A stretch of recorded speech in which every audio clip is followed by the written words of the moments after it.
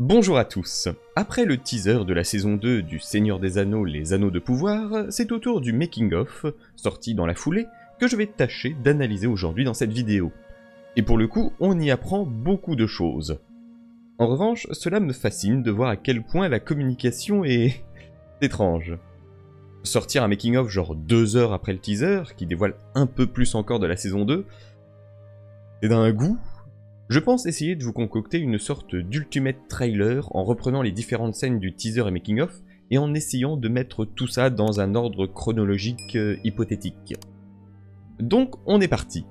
Galadriel semble encerclée par les orques, on en voit un peu tout autour d'elle alors qu'elle est dans la même tenue que cette scène du teaser. Si on y réfléchit, ce serait logique que ce passage avec Adar soit lié. Après tout, l'une des infos dont j'avais pu vous parler portait sur le fait que Galadriel serait à un moment prisonnière d'Adar. Alors partira-t-elle encore tête baissée toute seule vers le danger ou la vengeance? J'en ai un peu peur, oui. En revanche, elle sera sûrement vite libérée, même si le fait que cela se passe visiblement de nuit me laisse un peu songeur.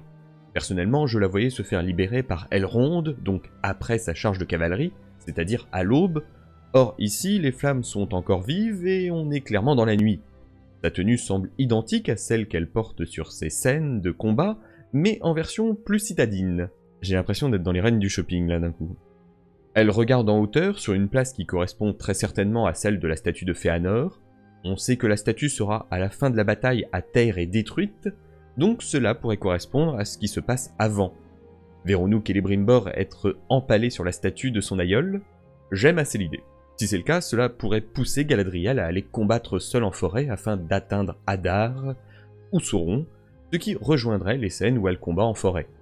Contrairement au teaser, on voit de nouveau ici un peu de Gil-galad dans une tenue légèrement différente, même si le style rappelle celle de la saison 1. On voit à quel point ils ont décidé de raser ses cheveux autour des oreilles. C'est un choix. Un choix étrange, mais c'est un choix. L'instant a l'air assez solennel, voire même un peu triste. Il porte des couleurs assez ternes, contrairement à d'habitude. On retrouve un peu le doré, mais des dorés vraiment plus sombres, vraiment très tristes, avec même un espèce de châle noir sur l'épaule. Galadriel et Elrond au lindon. Encore une fois, on se retrouve juste devant l'arbre, le fameux grand arbre. Une scène qui se déroulera sans doute peu de temps avant ou après cette scène du trailer. On poursuit dans la continuité avec des scènes déjà vues, avec Galadriel et une troupe d'elfes peu avant la rencontre avec les spectres.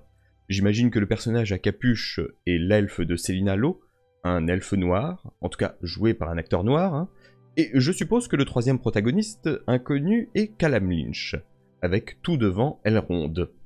Bon, assez vu les gentils, passons aux méchants, en commençant par Halbrand Sauron, marchand. Ça se situera probablement juste après les événements de la fin de la saison 1, il est toujours dans la même tenue qu'il avait en Eregion. En revanche ici, il semble en avoir pris un peu plein la gueule. La tenue est pas mal amochée, tout comme le visage. Peut-être est-ce la suite du fameux combat avec Adar. Ce qui me surprend, c'est de le voir à cheval.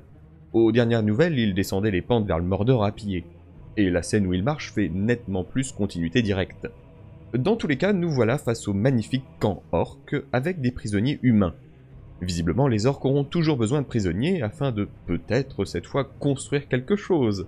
Comme, par exemple, au hasard, une tour. Le camp est très sympa, les orcs toujours réalistes. On voit des drapeaux avec la marque de Sauron qui indiquait le Mordor, et l'on distingue un trône sur lequel siège Adar. Clairement, vu les cheveux, le teint, l'armure, ça ne peut être que Adar. D'autant plus que les prisonniers humains lui sont présentés. Adar s'est donc quand même créé son propre petit trône dans son propre nouveau petit royaume. Bon, il risque très vite de déchanter au retour de Sauron. D'ailleurs, peut-être le duel se passera-t-il ici. On voit plus en détail le fameux trône sur le plan suivant.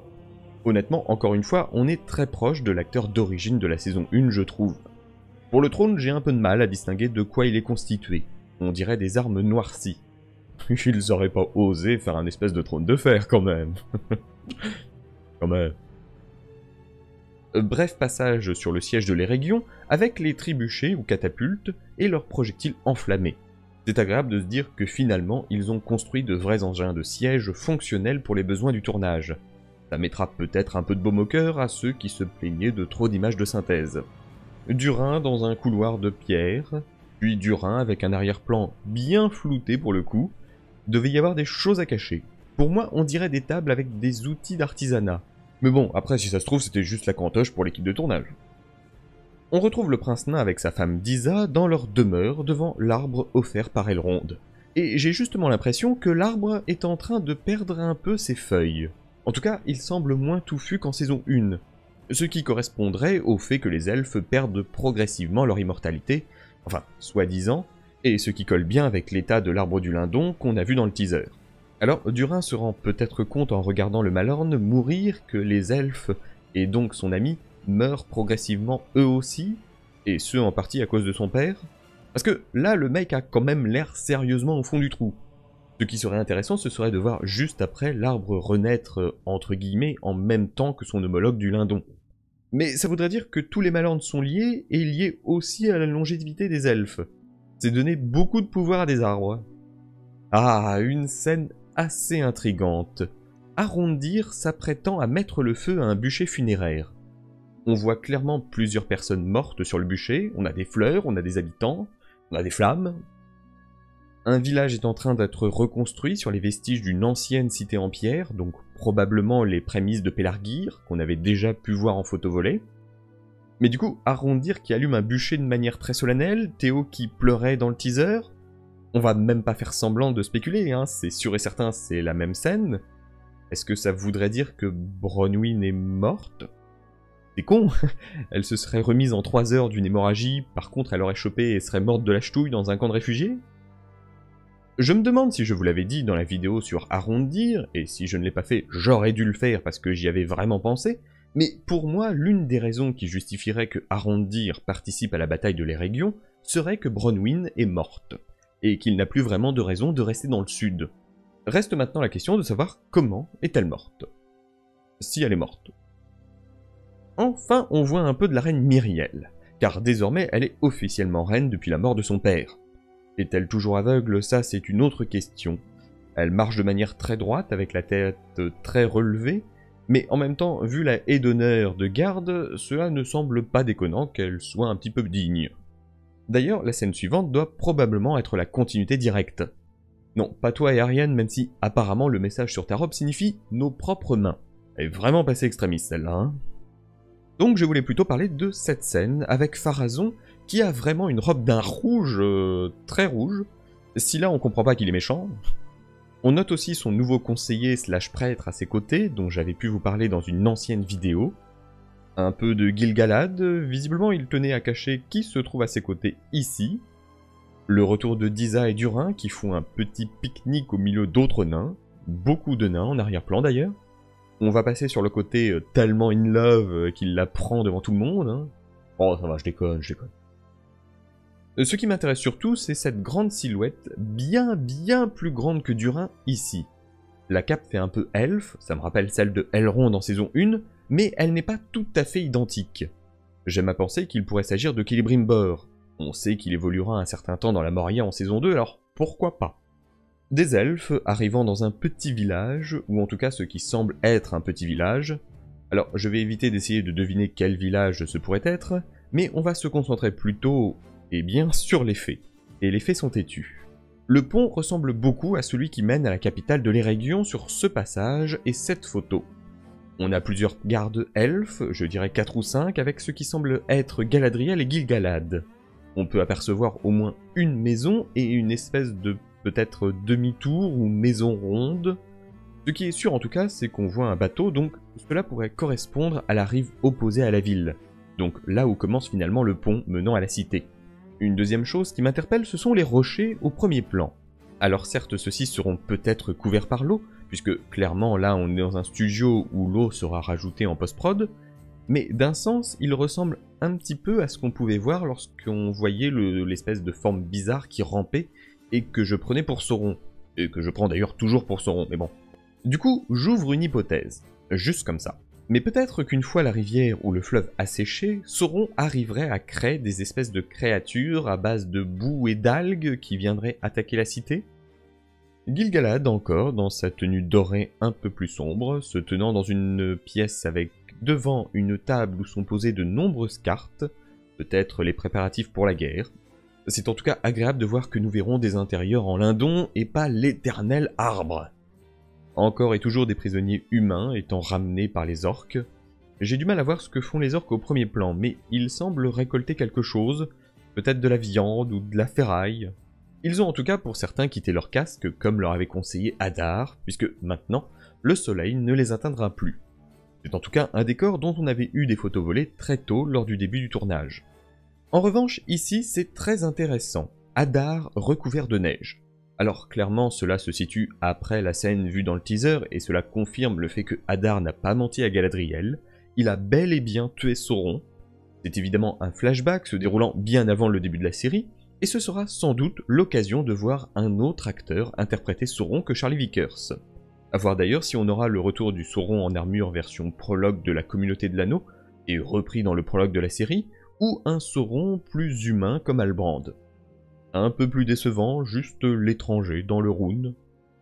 Pas d'éléments à dire de plus. Galadriel en lindon, alors pour moi on est dans la même scène que celle vue dans le teaser où l'on voyait les racines, probablement soit juste avant, soit juste après, et d'un sens cela pourrait aussi correspondre à la scène où Galadriel crie dans un environnement très rouge. Les lumières en tout cas derrière elle ressembleraient un petit peu. Vu la tenue de Galadriel, je me dis que c'est vraiment elle qui se trouvait à côté des racines et donc en face d'elle était bien là Celebrimbor, avec une coupe, j'ai l'impression, légèrement différente, il y a moins de brushing. Vient ensuite Anatar, devant probablement soit un fourneau ou alors une forge, et qui est l'envers du décor de la scène toujours du teaser où Celebrimbor était ébloui. Le fait encore une fois qu'il cache le visage du personnage me fait dire que le Anatar en début de saison serait joué par un autre acteur que Charlie Vickers. J'aime l'idée qu'il ne revienne avec son visage d'Halbrand qu'après avoir forgé l'anneau unique. Le roi Durin III, avec je pense le distinguer sur son doigt l'un des anneaux des nains, ainsi qu'une immense hache, entourée de trésors, comme quoi il ne faudra visiblement pas longtemps pour que l'effet de l'anneau fasse effet et qu'il commence à entasser des trésors dans son domaine. Vu la table derrière lui et le siège, ce serait ici son bureau personnel, ou en tout cas ses appartements. Et oui, on risque de voir autre chose que le 2 pièces de Durin fils. Oh les soit loués. Vu sa tête assez renfrognée, je me dis que l'effet de l'anneau pourrait être très accéléré chez lui, ce que je trouverais d'un sens un peu dommage. Ok, les anneaux des nains avaient tendance à accroître leur avarice, leur amour de l'or, voire leur paranoïa, mais bon, petit à petit. Là, ça risque d'être en version accélérée. Le Rhône, dans un décor que l'on avait déjà pu voir lorsque des touristes l'avaient pris en vidéo. C'est au final assez logique de mettre ça dans le making-of, comme de toute façon la vidéo avait été mise en ligne. On note quand même que l'arrière-plan est juste magnifique, cette espèce de barrage avec l'eau en fond. Si ça c'est le Rhône, je veux bien y vivre. Arrêtons aussi dès maintenant le suspense. Je vous avais dit qu'il y avait une personne qui s'accrochait à Nori dans le passage en pleine tempête dans le teaser. Eh bien, ici, on a la confirmation que personne ne s'accroche à Nori. C'est hélas ce que j'avais redouté. C'est Nori qui s'accroche, et elle s'accroche à Poppy, que l'on voit ici. C'est vraiment dommage. La séparation Poppy-Nori en fin de saison 1 était vraiment émouvante, et ça a changé des éternels duos de Hobbit. Mais bon voilà, Poppy va changer d'avis et rejoindre son ami pour son voyage au Rhône. Je n'ai pas de confirmation, mais le décor ressemble un peu à l'endroit où les papillons entrent dans le teaser. Peut-être donc un lieu au Rhône où sont réunies les prêtresses. On y distingue des chaînes sur la gauche, ce qui me fait plutôt pencher pour le Rhône que pour Khazad-dûm. Le lieu sur la côte qu'on avait vu, avec plusieurs Numénoréens, dont des gardes, des civils et nos personnages bien connus. On a Elendil, même si comme ça de dos on dirait son fils, tout craché. Alors la mère a toujours raison, certes, mais au vu de la scène suivante, où l'on peut distinguer sa fille Éarienne, le prêtre qui arrivera en saison 2, qui tient un immense livre, et Pharazôn lui-même, je me dis que cela pourrait être une cérémonie officielle, voire même un jugement. Puisque Elendil a quand même une tenue très simple, basique. Oh non, je ne vais pas risquer les problèmes de droit d'auteur. Le conflit entre le chancelier et le capitaine va-t-il à ce point s'envenimer dans la saison 2 ? Il faut souligner que sur le plan large, l'on voit aussi Myriel. Donc, j'ouvre la porte à une autre hypothèse. Est-ce Myriel que l'on voit ici ? J'y reviendrai plus en détail dans une vidéo spécialement dédiée car il y a quelques petites choses à dire. D'ailleurs, cette vidéo est suffisamment longue, je vous propose qu'on se retrouve pour la suite de l'analyse du making-of dans une prochaine vidéo. Alors, dites-moi ce que vous pensez des théories jusqu'ici. N'hésitez pas à mettre un j'aime si la vidéo vous a plu et la partager pour donner un petit coup de pouce au référencement. Et si vous n'êtes pas déjà abonné, je vous invite à cliquer sur le bouton. On se retrouve bientôt pour la suite. Donc en attendant, merci à vous et à la prochaine.